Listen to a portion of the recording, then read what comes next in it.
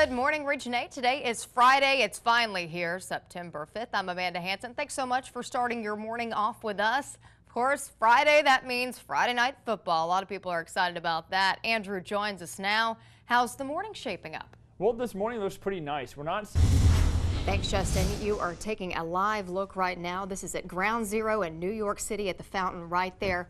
Today marks the 13th anniversary of the 9/11 attacks. Ceremonies will be hosted later today for victims that lost their lives in the worst terror attack ever on U.S. soil. Lawmakers presented a congressional gold medal to each of those memorial sites where thousands lost their lives. One medal will go to the Flight 93 National Memorial in Pennsylvania, one to the 9/11 Museum in New York City, and one to the Pentagon. House and Senate leaders also honored fallen soldiers of the 9/11 attacks yesterday. ABC News will air a special report and a moment of silence when the first plane hit the World Trade Center. That's going to begin at 7:44 this morning. And we will be tracking that on KIT. The Pentagon will host remembrance events this morning. President Obama, Secretary of Defense Chuck Hagel, and Army General Martin Dempsey will attend a ceremony that begins at 9:30 this morning. Kids at Annie Camp Junior High will hear a first-hand account of a man that was in the World Trade Center. The special assembly will start at 8:30 this morning. We will have coverage of that tonight on Region 8 News. The VA wants to hire new workers. The department is launching a recruitment campaign to attract doctors, nurses, and other healthcare professionals. But getting doctors to work at the VA will be a pretty hard sell. The department's reputation took a hit this year after the revelation of secret waiting lists and excessively long wait times.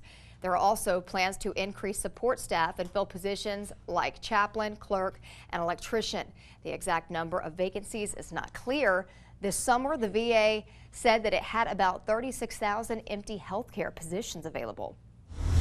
Continuing coverage this morning, in a national address, President Obama broke his silence and unveiled what role the U.S. will play in the fight against ISIS militants. Well, Symphony Privet joins us now. She has the very latest. Symphony.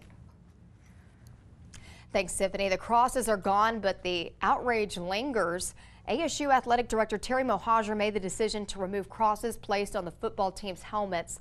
Those crosses, a memorial for football players Markel Owens and equipment manager Barry Wire Jr.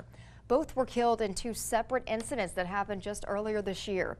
The football team decided to honor their friends and teammates with those crosses, but someone complained, and Mohajer said he had no choice but to remove those crosses. And you have heard it time and time again. Do not drink and drive. DUI and DWI checkpoints are happening this week, and Jonesboro police will conduct sobriety checkpoints to crack down on impaired drivers.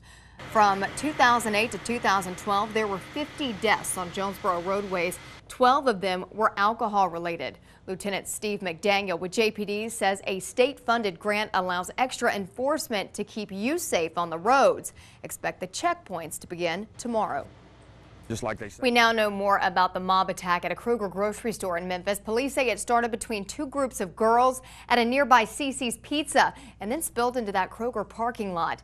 10 of 11 teens charged were in court yesterday. It's all over this attack. It was caught on camera. Just dramatic video, hard to watch, but one mom says that her kid is innocent. She says that he showed up to give his statement to police when officers arrested him. The mother says that her son was at the parking lot but was not involved in that attack. We don't want to see people being treated like this. In response to those attacks, a group joined together to form a mob of their own. It was called the Love Mob. More than 100 people were out yesterday with signs encouraging peace and love. 6:37, investigators say that more arrests are expected in the Holly Bobo case, and they're exploring the death penalty for the two men charged with her murder. Holly Bobo's family is mourning the loss of the Tennessee nursing student. And at a news conference yesterday, the family's attorney said that they are thankful for all the prayers and that they know Holly is in a better place. Police confirmed a human skull found in a remote area in Decatur County, Tennessee was Bobo's. She'd been missing since 2011. Today, ASU sorority student Natalie Jo Eaton, who was severely injured at a frat house, will begin rigorous rehabilitation at a facility in Atlanta. Eaton was injured last month when she was impaled in the neck by a sharp fragment from a broken golf club. Natalie's family wants to thank the community for all of their support, but asks for privacy. 20 till 7, the fourth American patient infected with Ebola is back in the U.S. receiving treatment. The unidentified patient is now treated at Emory University Hospital in Atlanta. Like the 3 other patients, this person will be placed in the hospital's special isolation unit to ensure the deadly virus doesn't spread. The World Health Organization describes the growing Ebola outbreak as a dire emergency. The deadliest Ebola outbreak in history has already taken more than 2,100 lives in Guinea, Sierra Leone, Liberia, and Nigeria. The U.S. government announced a $10 million contribution, all to help combat the Ebola outbreak in West Africa. That money will help train and equip some 100 additional health workers in the area.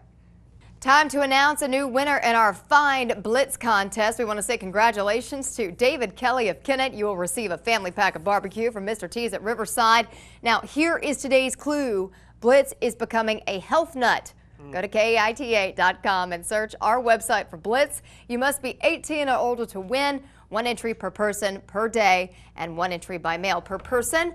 Good luck and happy hunting. Go find that pig. That's right. Yeah, many of us would love to travel to Hawaii. I think it's safe to say, but maybe not for the same reasons that this little girl did. Probably not, but stick around to hear how Make-A-Wish helped this little girl complete her personal mission to Hawaii. And some amazing video to show you this morning. Monster storms on both sides of the country triggered deadly flooding. High water pretty much took control of drivers that were submerged in water. You see people trying to push them out there. It was quite a mess, and it left miles of mud and devastation in their wake. Tamon Bradley has the very latest. And tonight is the night many of you in Region 8 have been waiting for. FFN kicks off tonight. We're going to tell you where we're heading. And of course, with that, people want to know what to expect. Obviously, they'll probably be swatting off some mosquitoes, but That's right. What are we looking at weather-wise? Well, right.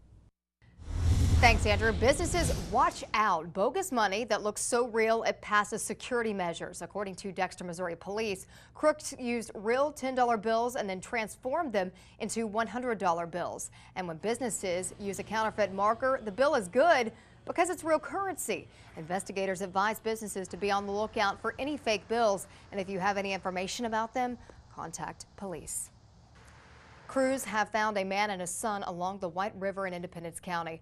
According to OEM Director Glenn Willis, crews found the man's boat overturned about 11 miles south of Batesville. The man and his son were found safe. Willis says that they are in good condition. A Jonesboro nurse faces fraud charges this morning over numerous fake prescriptions used at businesses across Jonesboro and Paragould. Now, according to police, Terry Poole was caught when a pharmacist at Super V Drug flagged a prescription from a surgery center in Jonesboro. An employee there confirmed that the prescription was a fake. Well, during the investigation, police learned that Poole forged prescriptions for 5 people and herself, and they were allegedly used at Kroger, Walgreens, and Walmart. Well, fall is here, but the mosquitoes are still in full force.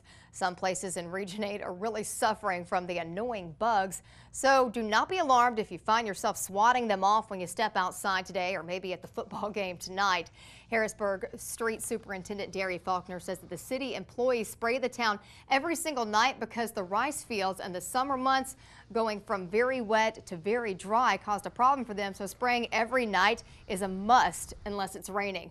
Faulkner says it takes about 3 to 4 hours to spray everything within the city limits. The guys take turns. It's volunteer. If they don't volunteer, then everybody has to take a nap for the city employees or street employees. The city will continue to spray for the next 2 weeks before shutting down for the season. New information, this year's NATO summit will probably rank as one of the most important summits in history, according to the NATO Secretary General. Well, Tori Dunnan has the latest.